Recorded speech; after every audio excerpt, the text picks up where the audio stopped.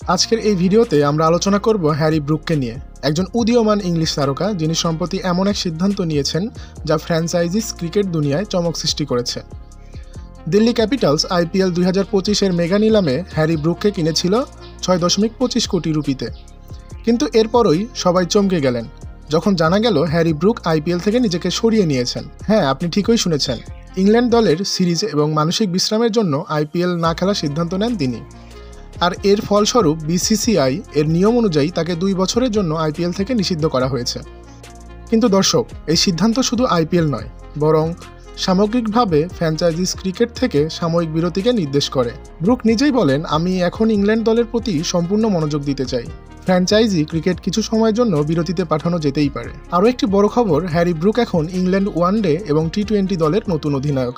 অধিনায়কত্বের গুরুদায়িত্ব কাঁধে নিয়ে তিনি জানিয়েছেন, ইংল্যান্ড হয়ে খেলা আমার কাছে গর্বের বিষয়।